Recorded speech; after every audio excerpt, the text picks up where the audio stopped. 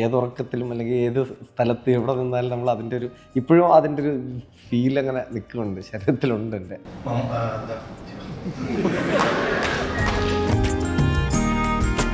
പെട്ടെന്ന് വിളിച്ചപ്പോൾ ഞാൻ അങ്ങ് ടെൻഷൻ ആയി എന്നുള്ളതാണ്. മമ്മൂക്കയുടെ ലുക്ക് ഭയങ്കര അല്ല, ഇത് പുള്ളി തന്നെ ഫസ്റ്റ് ചെയ്തു കുറെ അദ്ദേഹത്തിന്റെ ഇൻപുട്സ് വെച്ച് ഭയങ്കരമായിട്ട് എൻഹാൻസ് ചെയ്തിട്ടുണ്ട്. അപ്പോൾ റൗണ്ട് പഫ്, അതുപോലെ അത് ചവച്ചരിക്കൽ, അങ്ങനെ കുറെ പരിപാടികളൊക്കെ അദ്ദേഹത്തിന്റെ സംഭാവനയാണ്. ദാഹതായിട്ടുള്ള കമ്പാരിസണുകൾ.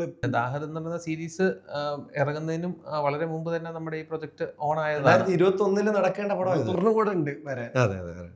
എല്ലാവർക്കും പ്രതീക്ഷയുള്ള ഒരു സിനിമയാണ്. കൈ ഹൈ ഹോപ്സ് ആണ്.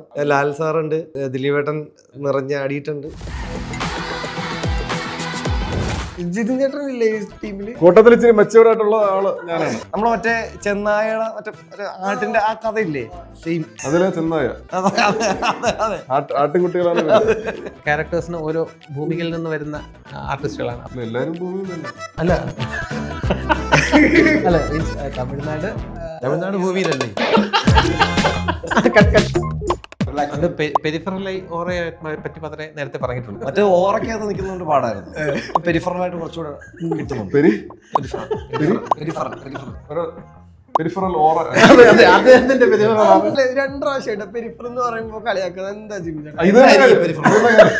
എന്തായിരിക്കും പെരിഫർ എന്ന് പറയുന്നത് നമ്മൾ എന്തായിരിക്കും പെരിഫറൽ? എടേ, ഞാൻ നാളെ എറണാകുളത്ത് പോകണം. എന്തോ അത്യാവശ്യമായിട്ട് മറ്റേ ബിനുസാറിന്റെ സിനിമയുടെ ഷൂട്ട് ഉണ്ടെന്ന് പറയും. അപ്പൊ പുള്ളിക്കാരി ബിനുസാർ ആരാ എന്താന്ന് പറയാം. ഓക്കെ എന്ന് പറയും. അവിടെ ഒരു ബിനുസാറും കാണൂല, ഒരു ഷൂട്ടും ഒന്നും കാണൂല. പിന്നെ എന്തിനായിരിക്കും വന്നത്? അതാണ് പെരിഫറൽ. അതാണ് ചോദിച്ചത്. ആഫ്റ്റർ റിലീസ് ലൈഫ് എങ്ങനെയുണ്ട്? അപ്പം ആൾക്കാർ തിരിച്ചറിയുന്നുണ്ടെന്ന് വെച്ചാൽ അത് അങ്ങനെ വരില്ലല്ലോ. നമ്മളങ്ങനെ ലൈം ലൈറ്റിൽ ഇല്ലാത്ത ആൾക്കാരല്ലേ. പക്ഷെ ഇതൊന്നും റീലായിട്ട് വിടും, സാധനം കട്ട് ചെയ്ത് വിടണം. ഒരു BGM ഒക്കെ ലാസ്റ്റ് ഷോട്ട് ഒരു വലിയ ക്വസ്റ്റ്യൻ മാർക്കാണ്. സംഭവിച്ചേക്കാം, സംഭവിക്കാതിരിക്കാം. അതെ അതെ. Hi hello viewers, welcome to our show untold with Ajin. ഇന്ന് നമ്മുടെ കൂടെ കുറച്ച് അൺടോൾഡ് സ്റ്റോറീസ് പറയാനുള്ളത്. കളകാവൻ എന്ന ചിത്രം തിയേറ്ററിൽ അതിഗംഭീരമായി ഓടിക്കൊണ്ടിരിക്കുകയാണ്. അപ്പോൾ അതിൻ്റെ കുറച്ച് വിശേഷങ്ങൾ പങ്കുവയ്ക്കാൻ we have writer director Jithin ചേട്ടൻ and Jishnu and along with നമ്മുടെ ജിബിൻ ചേട്ടൻ. സോ 3 പേർക്കും വെൽക്കം. നിങ്ങൾ 3 പേർ അക്ഷരം തുടക്കം ജയാണല്ലോ. ജയാണ്. അതേ മാറ്റി. അപ്പൊ നിങ്ങളുടെ 3 പേരുടെയും ഒരു വൈബ് സെറ്റ് ശരിക്കും എങ്ങനെയാ? മച്ചാണോ? എല്ലാന്നും പറയില്ല,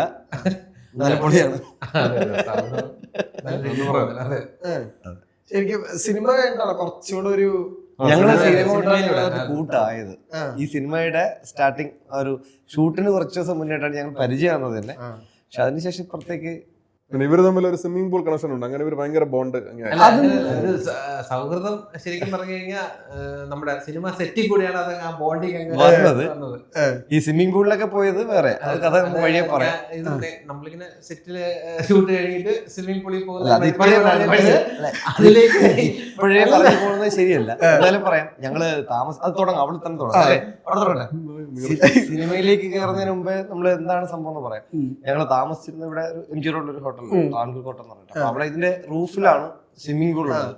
അപ്പൊ ഇവര് സ്ഥലം ഈ പറഞ്ഞ പോലെ ഈ തൃശ്ശൂരാണ് ജോലി ചെയ്യുന്നത്. ട്രിവാൻഡ്രം അദ്ദേഹം ബാങ്ക് ഓഫ് ബറോഡയിൽ അവിടെ അറൗണ്ട് ഇല്ലേ തൃശ്ശൂർ റൗണ്ട്, ആ പാലത്തിന്റെ തൊട്ടിപ്പുറത്തൊരു ബാങ്ക് ഓഫ് ബറോഡ ഒരു വലിയ ബ്രാഞ്ച് ഉണ്ട്. അവിടുത്തെ വലിയ മാനേജറാണ് അദ്ദേഹം. അപ്പൊ ഈ ഒരു അഹങ്കാരം ഒന്നും പുള്ളിക്ക് ഒരു മാനേജർ ആണെന്നോ ഒന്നുമില്ല. ആരെ കണ്ടാലും ലോണ് വേണോ സാധാരണ എടുത്തോ ഞങ്ങൾക്കൊന്നുമില്ല, വേറെ ആൾക്കാർക്ക്, അത് അവർക്ക് താല്പര്യമുള്ളവർക്ക് ലോൺ കൊടുക്കും. അങ്ങനെ ഒരു സാധാരണ മനുഷ്യനാണ് അല്ലേ? അങ്ങനെയല്ലേ? നിങ്ങൾ സമ്മതിക്കണല്ലേ, ഞാൻ ഒറ്റയ്ക്ക് പെട്ടു. അങ്ങനെയുള്ള ഒരു മനുഷ്യനാണ്. അപ്പൊ ഈ സ്വിമ്മിംഗ് പൂളിൽ ഒരിക്കൽ അവിടെ ചെറിയ വിഷയമായി. എന്താണ് സംഭവം എന്ന് വെച്ചാൽ ഞങ്ങൾ തിരക്കി ചെല്ലുമ്പോൾ പുള്ളി ഈ മറ്റേ അധികം നീന്തി വലിയ പരിചയമില്ല. പുള്ളി മറ്റേ സ്വിമ്മിങ് സൂട്ട് എന്ന് പറഞ്ഞിട്ട് മറ്റേ തോർത്ത കൊടുത്തിട്ട് യശോദയെന്ന് പറഞ്ഞ് ചാടി കംപ്ലീറ്റ് ഉള്ള താഴെ റോഡിൽ പോയി. അതവിടെ വൻ സീനായി ഇറക്കി വിട്ടു. ഇതാണ് ഒന്നുമല്ല, ഇതെല്ലാരും അറിഞ്ഞ വെച്ചാലും ഈ കഥയിൽ ആരാണ് നായകൻ എന്ന് വെച്ച് കഴിഞ്ഞാൽ റൈറ്ററാണ് പറഞ്ഞത് പടത്തില്ല. അതുകൊണ്ട് നിങ്ങൾ തന്നെ ഇരിക്കും. ഇങ്ങനെയൊക്കെയുള്ളൊരു വളരെ വളരെ പൈശാചികമായ ഒരു ബന്ധമാണ്. അങ്ങനെ ജിതിൻ ചേട്ടൻ ഇല്ലേ ഈ ടീമില്? അവനുണ്ട്. കൂട്ടത്തിൽ ഇച്ചിരി മെച്ചൂർഡ് ആയിട്ടുള്ള ആള് അതെ, ഇമാതിരി കഥകൾ ഇറങ്ങുമ്പോൾ ഇതിന്റെ സ്ക്രീൻ പ്ലേ ആണ് അവിടെ ജിതിൻ, അവിടെ ഡയറക്ഷൻ അല്ല, അവിടെ സ്ക്രീൻ പ്ലേ ആണ്. മാക്സിമം ആൾക്കാരിലേക്ക് കൃത്യമായിട്ട് കഥകൾ എത്തിച്ച് വളരെ വിളികളൊക്കെ അങ്ങ് മുകളിൽ നിന്നായിരിക്കും വരുന്നത്. പുള്ളിയെ അറിയിച്ചിട്ട് എന്താ അവിടെ സംഭവിച്ചതെന്ന് അറിഞ്ഞോ അവർ എന്ന് നിൽക്കുന്ന ഒരു നമ്മളെ മറ്റേ ചെന്നായയുടെ മറ്റേ ആട്ടിന്റെ ആ കഥയില്ലേ, സെയിം അതിലെ ചെന്നായ അതെ അതെ ആട്ടിൽ തോലിട്ട ചെന്നായ ആട്ടിൻകുട്ടികളാണ്. ഈ ശരിക്കും മമ്മൂക്ക ശരിക്കും 70ഓളം പുതുമുഖ സംവിധായകരെ മലയാള സിനിമയിലേക്ക് മുഴുവനായിട്ട് ഇൻട്രൊഡ്യൂസ് ചെയ്തിട്ടുണ്ട്. അതിൽ ഏറ്റവും പുതിയ ആളാണ് ഇത്. ശരിക്കും സിനിമ ഇറങ്ങുന്നതിന് മുമ്പ് ഏറ്റവും കൂടുതൽ സിനിമയെ കുറിച്ച് സംസാരിച്ചിട്ടുള്ള ഡയറക്ടറാണ്. സിനിമ ഇറങ്ങിക്കഴിഞ്ഞിട്ട് ശരിക്കും സംസാരിക്കാനുള്ള കുറച്ച് റിലാക്സ് വൈബിലേക്കായോ കാര്യങ്ങൾ?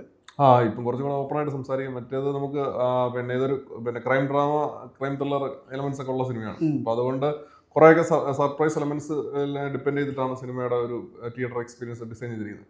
അതുകൊണ്ട് തന്നെ നമുക്ക് കൂടുതൽ കാര്യങ്ങൾ റിവീൽ ചെയ്യുന്നതിന് പരിമിതികളുണ്ടായിരുന്നു. ഇപ്പം പിന്നെ കുറച്ചും കൂടെ പെരിഫറലായി ഓറയെ പറ്റി മാത്രമേ നേരത്തെ പറഞ്ഞിട്ടുള്ളൂ. കുറച്ചും കൂടി ഡീറ്റെയിൽ മറ്റേ ഓറൊക്കെയത് നിൽക്കുന്നതുകൊണ്ട് പാടായിരുന്നു.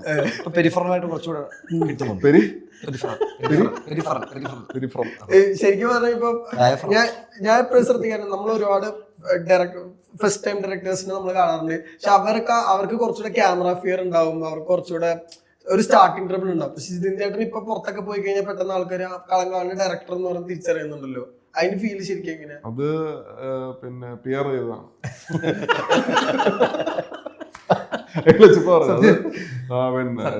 നമ്മളെ കുറച്ച് മുന്നേ റിലീസ് ആയിരുന്നതാ.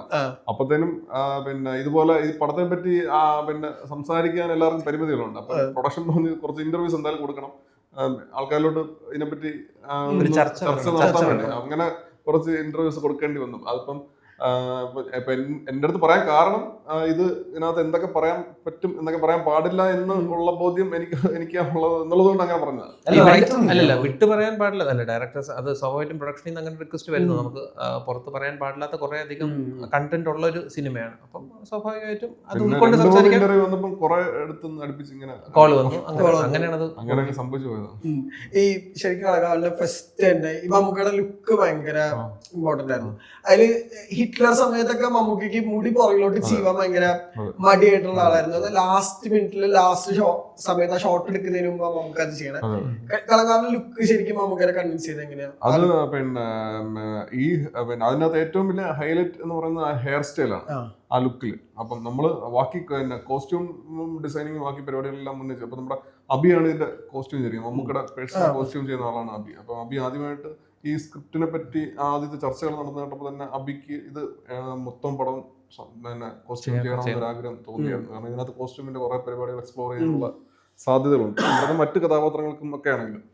അപ്പൊ അങ്ങനെ ആ ഡിസൈനിങ് പ്രോസസ്സിനകത്ത് നമ്മൾ കുറച്ച് സമയം എടുത്താൽ മമ്മൂക്കയുടെ കോസ്റ്റ്യൂമിന് അതിനകത്ത് ഒരു കൈൻഡ് ഓഫ് ഒരു യൂണിഫോം സ്വഭാവമുണ്ട്. അദ്ദേഹത്തിന്റെ ധരിക്കുന്ന വസ്ത്രങ്ങൾ അത് കഥാപാത്രവുമായിട്ട് ഇങ്ങനെ ബന്ധിച്ച് പോകുന്ന സംഗതിയാണ്. അപ്പൊ അതെല്ലാം സെറ്റ് ആയിരുന്നു. അപ്പൊ ഹെയർ സ്റ്റൈലിന്റെ കാര്യത്തിൽ പല പല ചർച്ചകൾ നടന്നപ്പോൾ ഇങ്ങനെ മമ്മൂക്കയുടെ ഒരു സജഷൻ ആയിരുന്നു. നമ്മള് പിന്നെ റെഫറൻസ് മെറ്റീരിയൽസിൽ നിന്ന് ഉള്ള പ്രധാനപ്പെട്ട ഒരു കഥാപാത്രത്തിനെ ഡിപ്പെൻഡ് ചെയ്തിട്ടാണ് ഈ ഒരു ഡിസൈനിലോട്ട് എത്തിയത്. അപ്പൊ ഈ കോസ്റ്റ്യൂം ഡിസൈൻ ചെയ്തിരിക്കുന്ന കോസ്റ്റ്യൂമും ഈ ഹെയർ സ്റ്റൈലും കൂടെ കമ്പൈൻ ചെയ്ത് വരുമ്പോൾ അതിനകത്തൊരു പുതുമ ഉണ്ടെന്ന് തോന്നി. കാരണം ഇതേ ഹെയർ സ്റ്റൈൽ മുന്നേ അത് ഉപയോഗിച്ചിട്ടുണ്ട്. പക്ഷെ അതിൽ നിന്നൊക്കെ വ്യത്യസ്തമായിട്ട് ഈ കോസ്റ്റ്യൂം പരിപാടി ഇതും കൂടെ രണ്ടും കൂടെ ചേരുമ്പോൾ ഒരു പുതുമ വരും. പിന്നെ നമ്മൾ പറയാനായിട്ട് പിന്നെ പോകുന്ന സിനിമയിലെ ഈ കഥാപാത്രത്തിനെ അത് എസ്റ്റാബ്ലിഷ് ചെയ്യാൻ സഹായിക്കുന്നുണ്ടെന്ന് തോന്നിയായിരുന്നു. അങ്ങനെയാണ് അതിലോട്ട് പറഞ്ഞപ്പോ എങ്ങനെയായിരുന്നു? അല്ല, ഇത് പുള്ളി തന്നെ സജസ്റ്റ് ഈ ഹെയർ സ്റ്റൈൽ. ജിമിൻ ചേട്ടൻ ശരിക്കും ഭയങ്കര ഒരു അവാർഡ് പോലെ ആയിരുന്നു അത്. കാരണം ഡയസിറ കണ്ടിട്ട് സാർ അത് പറഞ്ഞത് ഭയങ്കര അങ്ങനെ ഒരു മൊമെന്റ് ആണത്. ഏതുറക്കത്തിലും അല്ലെങ്കിൽ ഏത് സ്ഥലത്ത് എവിടെ നിന്നാലും നമ്മൾ അതിൻ്റെ ഒരു ഇപ്പോഴും അതിൻ്റെ ഒരു ഫീൽ അങ്ങനെ നിൽക്കുന്നുണ്ട്, ശരീരത്തിലുണ്ട്. എൻ്റെ ടെൻഷൻ ഉണ്ടായോ സ്റ്റേജിൽ കയറിയപ്പോൾ? ഒരു പ്ലാൻ ഇല്ലായിരുന്നു, അവിടെ കയറാൻ ഒരു പ്ലാൻ ഇല്ലായിരുന്നു. ടെൻഷൻ ഉണ്ടായിരുന്നു. അല്ല, അത് അതിലോട്ട് വരാം. അവിടെ കയറാൻ എനിക്കൊരു പ്ലാൻ ഇല്ലായിരുന്നു. പെട്ടെന്ന് വിളിച്ചപ്പോ ഞാൻ അങ്ങ് ടെൻഷൻ ആയി എന്നുള്ളതാണ്. എവിടെ തുടങ്ങണമെന്നോ എന്ത് പറയണമെന്നോ അറിയില്ല. ഇവര് പ്ലാൻ ചെയ്തിരുന്നത് റൈറ്റർ, ഡയറക്ടർ, വിനായകൻ ചേട്ടൻ, ഇങ്ങനെയൊക്കെ ആൾക്കാർ മാത്രം അവിടെ കയറുള്ളൂ എന്നുള്ളതാണ്. പെട്ടെന്ന് ഇങ്ങനെ അദ്ദേഹം തന്നെ വിളിച്ചപ്പോഴത്തേക്കും പിന്നെ ഞാനിനി അവിടെ എന്ത് ചെന്ന് പറയാനുള്ളൊരു ഇതായി. അതും അമ്മാതിരി സദസ്സാണ് മലയാള സിനിമയിൽ തന്നെ ഏറ്റവും ഈ പറഞ്ഞ വലിയ ആൾക്കാരൊക്കെ ഇരിക്കുന്നു. അവിടെ ചെന്ന് ഞാനെന്തെങ്കിലും മണ്ടത്തരം പറയുമോ? അന്ന് സ്റ്റേജിൽ കയറാൻ പ്ലാൻ ഇല്ലാത്തതുകൊണ്ട് അന്ന് മേക്കപ്പ് ഇടാൻ പറ്റിയില്ല.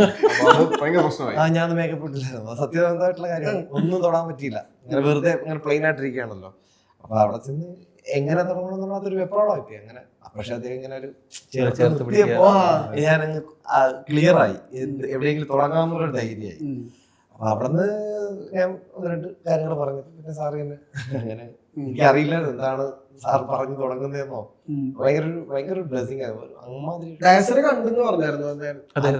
അപ്പൊ കണ്ടിരുന്നു, ആ സമയത്ത് കണ്ടിരുന്നു. അതിന് മുന്നേ സാറിന് ഈ അവാർഡ് കിട്ടുന്ന സമയത്ത് സാറിനെ കാണാൻ വേണ്ടി അവിടെ സെറ്റിൽ പോയപ്പോ സാർ അന്നേ പറഞ്ഞു, അവിടെ എന്റെ പടം ഗംഭീരമായിട്ട് ഓടുന്നുണ്ടല്ലോ, കൺഗ്രാറ്റ്സ് എന്നൊക്കെ പറഞ്ഞിട്ട്. ഞാൻ പറയാൻ കണ്ടിട്ടില്ല. അപ്പൊ പറഞ്ഞു നിന്റെ പടം നല്ല ഹിറ്റ് ആണല്ലോ എന്നുള്ള രീതിയിൽ എനിക്ക് കൺഗ്രാറ്റ്സ് പറഞ്ഞു. പക്ഷെ ഇത് ഈ പരിപാടിക്ക് സാർ കണ്ടിരുന്നു. അതാണ് സദസ്സിനോട് ചോദിച്ചായിരുന്നു, നല്ല പെർഫോമൻസ് ആണ്. അതൊരു ഭയങ്കര മൊമെന്റ്. എങ്ങനെയുണ്ട് റൈറ്റർ ആഫ്റ്റർ റിലീസ് ലൈഫ്? എങ്ങനെയുണ്ട്? കുറച്ചൊക്കെ മാറിയോ? അല്ല, മാറ്റം ഉണ്ടോയെന്ന് വെച്ച് കഴിഞ്ഞാൽ ഇപ്പോൾ കളങ്കാവിൽ സക്സസ് ആയിട്ട് പോകുന്നത് വലിയ സന്തോഷമാണ്. അപ്പം ആൾക്കാർ തിരിച്ചറിയുന്നുണ്ടെന്ന് വെച്ചാൽ അത് അങ്ങനെ വരില്ലല്ലോ, നമ്മളങ്ങനെ ലൈം ലൈറ്റിൽ ഇല്ലാത്ത ആൾക്കാരല്ലേ. പക്ഷേ ഇതൊന്നും റീലായിട്ട് വിടും, സാധനം കട്ട് ചെയ്ത് വിടണേ, അങ്ങനെയല്ല. പക്ഷെ നമുക്ക് സന്തോഷമാണ്, നമ്മുടെ ഒരു വർക്ക് ആൾക്കാർ സംസാരിക്കുന്നു, അതിലേക്ക് അപ്രീസിയേഷൻസ് എല്ലാവർക്കും വരുന്നു. അല്ലല്ല, സ്ക്രിപ്റ്റിനെ പറ്റി സംസാരിക്കുന്നു, കൃത്യമായ രീതിയിൽ ചർച്ചകൾ നടക്കുന്നു. അപ്പൊ അതൊക്കെ വളരെ സന്തോഷമുള്ള, പ്രത്യേകിച്ച് ജിബിൻ ചേട്ടന്റെ പെർഫോമൻസ് ഒക്കെ ആൾക്കാർ എടുത്ത് പറയുന്നു. അത് അല്ല, അത് നമുക്കൊരു സന്തോഷം തരുന്ന ഒരു കാര്യം തന്നെയാണ്. നമ്മ വർക്ക് പേസണമെന്നാണല്ലോ. അതെ അതെ അതെ, അത് നടക്കുന്നുണ്ട്, അതിൽ വലിയ സന്തോഷമുണ്ട്. ശരിക്കും ജിബിൻ ചേട്ടൻ പോലീസ് കഥാപാത്രം ചെയ്യുമ്പോഴേ ഈ റിയൽ ലൈഫിൽ അതാണ് സിമിലാരിറ്റീസ് വരാതിരിക്കാം. പക്ഷെ അവിടെ എടുക്കുന്ന ഒരു ഭയങ്കര കോൺഷ്യസ് ആവുമോ ശരിക്കും ചെയ്യുമ്പോൾ? എനിക്ക് റിയൽ ലൈഫ് പോലീസായിട്ട് ഒരിക്കലും തോന്നിയില്ല. അത് പറ്റൂല, നമുക്ക് സിനിമയിൽ അത് പറ്റൂല. എല്ലാവരും പറയുമെങ്കിലും അത് ഭയങ്കര ഈസിയാണ് തോന്നുമെങ്കിലും ഒരിക്കലും ഒരു ഒറിജിനൽ പോലീസുകാരന്റെ സ്വാതന്ത്ര്യം നമുക്ക് സിനിമയിൽ യൂസ് ചെയ്യാൻ പറ്റില്ല. അവർക്ക് പോലീസ് ഫോഴ്സിനും തോന്നി. നമ്മള് പോലീസ് ഫോഴ്സിനകത്ത് നിൽക്കുമ്പോൾ നമുക്ക് കിട്ടുന്ന ഒരു എന്ത് കാര്യത്തിലും ഒരു കേസിന്റെ കാര്യം ഒരാൾ സ്റ്റേഷനിൽ വന്നു കഴിഞ്ഞാൽ നമുക്ക് ആ സ്റ്റേഷൻ എങ്ങനെയാണ് അറിയാതെയാണ് നമ്മൾ ആ സ്റ്റേഷനും പരിസരം യൂസ് ചെയ്യുന്നത്. ഇത് നമ്മളൊരു ഫ്രെയിമിനകത്ത് നിന്നിട്ട് ഒരു സാധനം ചെയ്യുമ്പോഴത്തേക്കും ആ പോലീസുകാരൻ അപ്പുറത്തേക്ക് ഒരു ആക്ടറിലേക്ക് മാത്രമായിട്ട് നമ്മൾ മാറും. ഒരു കാരണവശാലും അത് എടുത്ത് ഇവിടെ അപ്ലൈ ചെയ്യാൻ പറ്റില്ല. പക്ഷെ എല്ലാവരും വിചാരിക്കുന്നത് കുറച്ചുകൂടി ഈസി ആയിരിക്കുന്നതാണ്. എനിക്ക് ഈസി ആയിട്ട് സീരിയസ്ലി, കാര്യം പലപ്പോഴും നമ്മൾ ഒറിജിനൽ പോലീസുകാരൻ കയറി വരാൻ നോക്കിക്കഴിഞ്ഞാൽ മാക്സിമം അത് വരാതിരിക്കാനാണ് ഞാൻ നോക്കുന്നത്. നമ്മുടെ ഒരു റിയാലിറ്റിയും ഇതുമായിട്ട് ഭയങ്കര വ്യത്യാസത്തിൽ തന്നെ പോകണമെന്നൊരു ആഗ്രഹമുള്ള ആളാണ്. അതുകൊണ്ട് തന്നെ എനിക്ക് ബുദ്ധിമുട്ടായിട്ടാണ് തോന്നിയിട്ടുള്ളത്. കുറച്ച് എക്സ്പീരിയൻസ് നമുക്ക് ഒരുപാട് ഹെൽപ്പ് ചെയ്തിട്ടുണ്ട്. ചേട്ടൻ പറഞ്ഞു ജസ്റ്റ് ചെറിയ കാര്യങ്ങൾ നമുക്ക് ഇപ്പം പ്രത്യേകിച്ച് കുറെ ഡോക്യുമെന്റേഷൻസ് ഉണ്ടായിരുന്നു. അതിൽ കാണിക്കുന്ന നമ്മൾ ചെയ്താലും അത്ര ഒക്കണമെന്നില്ലല്ലോ കറക്റ്റ് ആയിട്ട്. അത് നമുക്ക് വേറെ ബുദ്ധിയൊന്നുമില്ല, പിന്നെ ഇതൊക്കെ എഴുതാനുള്ള ബുദ്ധിയുള്ളൂ. അതൊക്കെ നമുക്ക് ഇതിൽ ഇൻപുട്ടായിട്ട് കൊടുക്കാൻ പറ്റുള്ളൂ. അല്ലാതെ വേറെ ചില കാര്യങ്ങളൊക്കെ ബുദ്ധിയുണ്ട്, അത് ഇവിടെ പ്രസക്തമല്ല. സിഗരറ്റ് ഒരു ഭയങ്കര ഇമ്പോർട്ടന്റ് പോയിന്റ് ആണ് സിനിമയിൽ. ഈ സിനിമയുടെ എല്ലാ ക്ലക്സ് പോയിന്റിലും സിഗരറ്റ് ഒരു ഭയങ്കര വലിയ ഫാക്ടറാണ്. ശരിക്കും മമ്മൂക്കേനോട് ഇങ്ങനെ കൺവിൻസ് ചെയ്ത് ഇത്രയും സ്മോക്കിംഗ് സീക്വൻസുകൾ ഉണ്ട്, അത് നമുക്ക് കുറച്ച് ഡിഫറെന്റ് ആക്കണം, ഡിഫറെന്റ് ആക്കിയാൽ മാത്രം പോരാ, ഓഡിയൻസിനെ ഇമ്പാക്ട് ഫീൽ ചെയ്യണമെന്നും ആദ്യമേ കമ്മ്യൂണിക്കേറ്റ് ചെയ്തു. അത് ഈ കഥാപാത്രവുമായിട്ട് ഒരു പരസ്പര പൂർവ്വമാക്കി തന്നെ ഈ പ്ലേസ്മെന്റ് നടത്തിയിട്ടുണ്ടായിരുന്നു. സിഗരറ്റിന്റെ പുകച്ചുരുളുകളും ഒക്കെ. അത് പിന്നെ അദ്ദേഹം അങ്ങനെ വലിക്കാത്ത ആളാണ്. ഒരു കാലഘട്ടത്തിൽ വലിച്ചിരുന്നത് പിന്നെ സിഗരറ്റ് വലി നിർത്തിയ ആളാണ്. പിന്നെ അപ്പം അദ്ദേഹം ചെയ്യുമ്പോൾ വലിയ ഒരു ഇതുണ്ടായിരുന്നു. പക്ഷെ സ്ക്രീൻ പ്ലേയിൽ അതിനുള്ള ഒരു ആ സാന്നിധ്യത്തിനുള്ള പ്രാധാന്യം മനസ്സിലാക്കിയിട്ട് അദ്ദേഹം അത് ചെയ്യാമെന്ന് സമ്മതിച്ച് വളരെ നാച്ചുറലായിട്ട് തന്നെ ചെയ്യുകയാണ്. അപ്പൊ അതിനകത്ത് പിന്നെ അതിന് കുറെ അദ്ദേഹത്തിന്റെ ഇൻപുട്സ് വെച്ച് ഭയങ്കരമായിട്ട് എൻഹാൻസ് ചെയ്തിട്ടുണ്ട്. അപ്പോൾ റൗണ്ട് പഫ്, അതുപോലെ അത് ചവച്ചരിക്കല്, അങ്ങനെ കുറെ പരിപാടികളൊക്കെ അദ്ദേഹത്തിന്റെ കോൺട്രിബ്യൂഷൻ ആണ്. അല്ല ശരിക്കും പറഞ്ഞപ്പോ എപ്പോഴും പറയണം മമ്മൂക്കയാണല്ലോ ഫ്രണ്ടിൽ നിൽക്കണേ. അപ്പൊ നിങ്ങൾക്കൊരു കൺഫ്യൂഷൻ ഉണ്ടാവോ എങ്ങനെയായിരിക്കണം ഒരു ഷോട്ട്, ഒരു ഓക്കെ ടേക്ക് വന്നു കഴിഞ്ഞാൽ റീടേക്ക് പോകണോ, അല്ലെങ്കിൽ അങ്ങനെയൊക്കെ വരുമ്പോഴത്തേക്കും കൺഫ്യൂസ്ഡ് ആവും? അങ്ങനെ കൺഫ്യൂഷൻ അങ്ങനെ ഇല്ലായിരുന്നു. കാരണം എപ്പോഴും അദ്ദേഹം ഒരു ഭയങ്കരമായിട്ട് ഉള്ളിലൊരു പ്രിപ്പറേഷൻ നടത്തിയിട്ടായിരിക്കും വരുന്നത്. അപ്പം അദ്ദേഹം പലപ്പോഴും ഇങ്ങോട്ട് ഞാൻ ഉദ്ദേശിക്കുന്ന ഒരു കാര്യം അദ്ദേഹത്തോട് പറയുമ്പോൾ അദ്ദേഹം അതിനെ വേറൊരു തലത്തിലായിരിക്കും ഇമോട്ട് ചെയ്യുന്നത്. അതിപ്പോഴും നമുക്കൊരു എക്സൈറ്റ്മെന്റ് തരുന്ന രീതിയിൽ. പിന്നെ ചില സമയത്ത് നമുക്ക് വേറൊരു വേരിയേഷൻ കിട്ടിയാൽ കൊള്ളാമെന്ന് തോന്നും. അന്നേരം മാത്രം ആയിരിക്കും അതിനെപ്പറ്റി പറയുന്നത്, എന്തുകൊണ്ടാണ് അങ്ങനെ പറയുന്നതെന്ന് കമ്മ്യൂണിക്കേറ്റ് ചെയ്താൽ മതി, അദ്ദേഹം കൃത്യമായിട്ട് അത് ചെയ്തു തരും. അങ്ങനെ ആയിരുന്നു ഇത് പോയത്. നല്ലൊരു പ്രോസസ്സായിരുന്നു. ഈ എഴുത്തില് ഫസ്റ്റ് സീനുകളിൽ തന്നെ ഈ മമ്മൂക്കയുടെ ലാംഗ്വേജ് ഭയങ്കര എസ്റ്റാബ്ലിഷ് ആവുന്നുണ്ട്. അല്ലെങ്കിൽ നമുക്ക് ഭയങ്കര മാസ്റ്റർ എന്ന് പറയാം. നമുക്ക് ഒരു സൈഡിൽ മോഡുലേഷനും അല്ലെങ്കിൽ ലാംഗ്വേജസ് എങ്ങനെ അഡാപ്റ്റ് ചെയ്യുന്ന അല്ലെങ്കിൽ സിനിമയിലേക്ക് എങ്ങനെ എത്തിക്കണം. അപ്പൊ നമുക്ക് എക്സൈറ്റ്മെന്റ് ഉണ്ടായിരുന്നു ഈ ഭാഷ എങ്ങനെ ഉണ്ടായിരുന്നു. കാരണം സാർ ഓൾറെഡി നമ്മൾ പിടിച്ചിരുന്ന ഈ സ്ക്രിപ്റ്റില് കഥകൾ നടക്കുന്ന പ്രദേശം എന്ന് പറഞ്ഞാൽ തമിഴ്നാട് കേരള ബോർഡർ തെക്കോട്ട് കളിയൊക്കെയുള്ള സൈഡാണ്. അപ്പോൾ ആ സൈഡിൽ സ്വാഭാവികമായിട്ടും സംസാരിക്കുന്ന സ്ലാങ് തിരുവനന്തപുരം സ്ലാങ് എന്ന് നമ്മളിങ്ങനെ പറയുന്ന സാർ ഓൾറെഡി ചെയ്ത രാജമാണിക്യത്തിലൊക്കെ കുറച്ച് എക്സാജറേറ്റ് ചെയ്ത ഒരു സ്ലാങ് ഉണ്ട് അവിടെ. അപ്പോൾ അതല്ലാതെ ഒരു മിനിമൽ നീട്ടിലുള്ള ഒരു സ്ലാങ് പിടിക്കണം എന്ന് സാറിനോട് പറഞ്ഞു. അപ്പോൾ സാറ് തന്നെ നമ്മളത് ഡിസ്കസ് ചെയ്യുന്ന സമയത്ത് കേരളത്തിൽ അങ്ങോളം ഏകദേശം ഒരു 10-15 സ്ലാങ് നമ്മുടെ ഫ്രണ്ടിൽ വെച്ചിട്ട് സാറ് ഇങ്ങോട്ട് പറഞ്ഞു കാണിച്ചു. അത് നമുക്ക് ഭയങ്കര ഒരു എക്സൈറ്റ്മെന്റ് ആയിരുന്നു. സാറ് പല വോയിസ് മോഡുലേഷൻസിലും അതിനെ വല്ലാൻ ആരും ഇല്ല എന്ന് നമുക്ക് തന്നെ അറിയാന്നുള്ള കാര്യമാണ്. അപ്പോൾ സാർ എന്നിട്ട് ഇതിൽ സാറിനൊരു എക്സൈറ്റ്മെന്റ് വന്നത് ഈ രാജമാണിക്യത്തിലല്ലാത്ത ഒരു കറക്റ്റ് പ്രോപ്പർ തിരുവനന്തപുരം ഈ ബോർഡർ പ്രദേശങ്ങളിൽ തെക്കോട്ടുള്ള ബോർഡർ പ്രദേശങ്ങളിൽ സംസാരിക്കുന്ന രീതി, അത് സാറ് ഞാനും ജിതിനും കൃത്യമായ ഇൻപുട്സ് കൊടുത്തു. അപ്പോൾ ഞാൻ അതിൽ 1-2 തവണ സാറിനൊന്ന് ഈ ഇങ്ങനെയൊക്കെ ആയിരിക്കാം എന്നുള്ള രീതിയിൽ സംഭാഷണ ശകലങ്ങൾ കേൾപ്പിച്ചിട്ടുണ്ടായിരുന്നു. സാർ അത് തന്നെയാണ് ത്രൂ ഔട്ട് പിടിച്ച് പോയത്. സാറ് ഗംഭീരമായി ചെയ്യുകയും ചെയ്തു. അത് സ്ലാങ്ങിനെ പറ്റി ഇപ്പം ആ സൈഡിൽ വളരെ കറക്റ്റായിട്ടാണ് സാർ ആ സ്ലാങ് പറഞ്ഞിരിക്കുന്നത്. നമ്മളവിടുത്തെ വീഡിയോസ് ഒക്കെ നമ്മളിടയ്ക്ക് കാണുമ്പോഴത്തേക്ക് ആളുകൾ സംസാരിക്കുന്നതും നമ്മൾ കേൾക്കാറുണ്ട്. നമുക്ക് കറക്റ്റ് ആയിട്ട് അല്ല, നമുക്ക് തന്നെ കൃത്യമായി വേർതിരിവുണ്ട്. രാജമാണിക്യത്തിൽ വേറൊരു സ്ലാങ് ആണ് തിരുവനന്തപുരത്ത്, പക്ഷേ സാറ് കളങ്കാവിൽ സംസാരിച്ചിരിക്കുന്നത് വേറൊരു സ്ലാങ് ആണ്. സാറിന് ആ വോയിസ് മോഡുലേഷൻ എവിടെയാണ് കൊടുക്കേണ്ടതെന്ന് ഡൗൺ ചെയ്യേണ്ടത് സാറിന് നമ്മൾ പറഞ്ഞു കൊടുക്കേണ്ട ആവശ്യമില്ലല്ലോ. ഈ വിനായകൻ ചേട്ടന്റെ ശരിക്കും പറഞ്ഞു കഴിഞ്ഞാൽ ഭയങ്കര വേറെ കൈൻഡ് ഓഫ് വിനായകൻ ചേട്ടനെ നമ്മൾ എക്സ്പീരിയൻസ് ചെയ്ത. കാരണം വിനായകൻ ചേട്ടൻ ഇങ്ങനെ ഇന്റർവ്യൂവിൽ പറയണ്ട കുറച്ചൊന്ന് പിടിച്ച് അഭിനയിപ്പിച്ച അല്ലെങ്കിൽ പിടിച്ച ഒരു സംഭവം ശരിക്കും എന്തായിരുന്നു ആ മീറ്റർ പറഞ്ഞു കൊടുത്ത ഫസ്റ്റ്? അത് പിന്നെ ഒരുപാട് ഇന്റേണൽ കോൺഫ്ലിക്ട്സും ഒരുപാട് ഇന്റേണൽ അർജൊക്കെ ഉള്ള ഒരു കഥാപാത്രമാണ്. അത് സിനിമയിൽ തന്നെ സംസാരിക്കുന്നുണ്ട് അതിനെപ്പറ്റി. അപ്പം പക്ഷെ അത് ഒന്നും പുറത്ത് എക്സ്പ്രസ് ചെയ്യാൻ പറ്റാത്ത നിർവാഹമില്ലാത്തൊരു കഥാപാത്രവും കൂടിയാണ്. അപ്പൊ ഒരു കൈൻഡ് ഓഫ് ഒരു ഡ്രൈവിംഗ് ഫോഴ്സിൽ ഭയങ്കരമായിട്ട് ഒരു എക്സൈറ്റ്മെന്റ് കിട്ടി അതിന്റെ പുറകെ അങ്ങറ്റം വരെയും പോകുന്ന ഒരാളാണ്. അപ്പൊ ഇത് ഇങ്ങനെ ഒരു സപ്രഷൻ ഉള്ളിലുള്ളത് കൊണ്ടാണ് അത് ആ കഥാപാത്രം അങ്ങനെ ഡിസൈൻ ചെയ്തിരുന്നത്. അത് കൃത്യമായിട്ട് അദ്ദേഹത്തിന് മനസ്സിലാക്കി അദ്ദേഹം അത് അങ്ങനെ തന്നെ പിടിച്ചു പോയതാണ്. അത് തന്നെ ഓരോ അപരിചിതരായ ആൾക്കാരെ കണ്ട് കൂടുതൽ വിവരശേഖരണം നടത്തുന്ന സമയത്താണെങ്കിൽ ഒരു രീതിയായിരിക്കും, മേലുദ്യോഗസ്ഥരുടെ അടുത്ത് വേറൊരു രീതിയാണ്, പിന്നെ ഫാമിലിയിൽ ഇതൊന്നും അല്ലാതെ വേറൊരു രീതിയാണ്. അങ്ങനെ തന്നെ അത് സട്ടിലായിട്ട് ചേഞ്ചസ് കൃത്യമായി വരുത്തിയാണ് അദ്ദേഹം പോയത്. പിന്നെ നടപ്പിലും എടുപ്പിലും എല്ലാം അത് ഇതുണ്ടായിരുന്നു. പിന്നെ ഈ സിനിമ കാണുന്ന ആൾക്കാർക്ക് എല്ലാവർക്കും അത് പെട്ടെന്ന് പരിചിതമാകണം എന്നില്ല. കാരണം സിനിമയിൽ സ്ഥിരമായിട്ട് വരുന്ന പോലീസ് പിന്നെ കഥാപാത്രങ്ങൾക്ക് ഉണ്ടാവാറുള്ള ഒരു പരിപാടിയല്ല അത്. കുറച്ചും കൂടെ നമുക്ക് യഥാർത്ഥത്തിൽ കാണാൻ റിലേറ്റ് ചെയ്യാൻ സാധിക്കുന്ന പോലീസുകാരാണ്. നമ്മൾ സൂപ്പർ കോപ്പ് പരിപാടി അല്ലാതെ ഒരു സ്പെഷ്യൽ ബ്രാഞ്ചിൽ ഒരു ഓഫീസർ എങ്ങനെ പെരുമാറണം അത് സ്പെഷ്യൽ ബ്രാഞ്ചില് അല്ല, സ്പെഷ്യൽ ബ്രാഞ്ചിൽ ലോക്കൽ പോലീസിലായിരുന്നു അറിയാലോ. ശരിക്കും പറഞ്ഞാൽ ഇപ്പൊ മഫ്തിയിലെ പോലീസുകാരെ നമ്മൾ ഡിസൈൻ ചെയ്യാന്ന് പറഞ്ഞാൽ ഭയങ്കര അതെ ഭയങ്കര ബുദ്ധിമുട്ടാന്ന് എപ്പോഴും പറയാം. കാരണം നമുക്ക് യൂണിഫോമിന്റെ ഇതില്ലാതെ നമ്മള് ചില പോലീസുകാരെ കാണുമ്പോൾ നമ്മള് ചിലപ്പോൾ ഷൂസ് ആയിരിക്കാം അല്ലെങ്കിൽ പാന്റ് ആയിരിക്കും, അങ്ങനെയൊക്കെ നമ്മളെ സബ് കോൺഷ്യസ് നമ്മൾ ഐഡന്റിഫൈ ചെയ്യണം. പക്ഷെ മഫ്തിയിലെ പോലീസുകാരെ ഡിസൈൻ ചെയ്യാനുള്ള ശരിക്കും ഏറ്റവും ബുദ്ധിമുട്ട്. അതെ, കാരണം ബാക്കി യൂണിഫോമിൽ അവർ കുറച്ചുകൂടി ഡിസിപ്ലിൻഡ് ആയിരിക്കും. അവർക്ക് അവരുടെ ശാരീരിക ഭാഷ തന്നെ വേറൊരു രീതിയിലായിരിക്കും അലൈൻ ചെയ്തു പോകുന്നത്. മഫ്തിയിൽ വരുമ്പോൾ അവർക്ക് അവരുടേതായിട്ടുള്ള രീതിയിൽ അന്വേഷണങ്ങൾ കണ്ടെത്താൻ വേണ്ടി അവർ തന്നെ ആർജിക്കുന്ന ഒരു ശാരീരികമായിട്ടുള്ള ഒരു ഡൈനാമിക്സ് അവർ ക്രിയേറ്റ് ചെയ്യും. അപ്പോൾ ആ രീതിയിലാണ് വിനായകൻ ചേട്ടൻ ഈ പരിപാടി ത്രൂ ഔട്ട് കൊണ്ടുപോയിരിക്കുന്നത്. ഡേ 1 തൊട്ട് ചേട്ടൻ എങ്ങനെയായിരുന്നു അത് തന്നെയാണ് നമുക്ക് എല്ലാ വേരിയേഷൻസും തന്ന് മുന്നോട്ട് കൊണ്ടുപോയത്. മാത്രമല്ല ഈ യൂണിഫോം ഇട്ടാൽ അതിപ്പോ എങ്ങനെയായാലും അത് ഇൻഷേർട്ട് ചെയ്തില്ലെങ്കിലും ഇല്ലെങ്കിലും ആള് പോലീസുകാരാണെന്ന് മനസ്സിലാവും. അതത് ഒരു ക്യാരക്ടർ തന്നെ വെറുതെ മുകളിൽ അല്ലെങ്കിൽ ഒരു ചെറിയ ഒരു കാക്കിയിട്ടാൽ തന്നെ മനസ്സിലാവും. കാക്കി ഒരു ഷൂ കണ്ടു കഴിഞ്ഞാൽ മനസ്സിലാവും. പിന്നെ കൂടുതൽ നമുക്ക് ആവശ്യമില്ല, ഷർട്ട് വേണമെന്നില്ല, ഒന്ന് നന്നായിട്ടൊന്ന് ക്ലീൻ ഷേവ് ചെയ്ത് അല്ലെങ്കിൽ മുടി ഒന്ന് വെട്ടി വെച്ചാൽ. പക്ഷെ ഒരു സ്പെഷ്യൽ ബ്രാഞ്ച് ഉദ്യോഗസ്ഥനെ സംബന്ധിച്ചിടത്തോളം വളരെ കാഷ്വൽ ആയിട്ട് നടക്കുന്ന അയാളിലെ ഒരു പോലീസുകാരനെ കാണിക്കണമെന്നുണ്ടെങ്കിൽ കൃത്യമായിട്ട് ഇവര് എഴുതി വെക്കണം ഇങ്ങനെയാണെന്ന് പറഞ്ഞ് അയാൾ ആ ലെവലിൽ കൊണ്ട് നിർത്തി ഒരു ഫസ്റ്റ് ഡേ വിനായകൻ ചേട്ടൻ വന്നിറങ്ങുന്ന ഓട്ടോയിലാണ് നമ്മള്.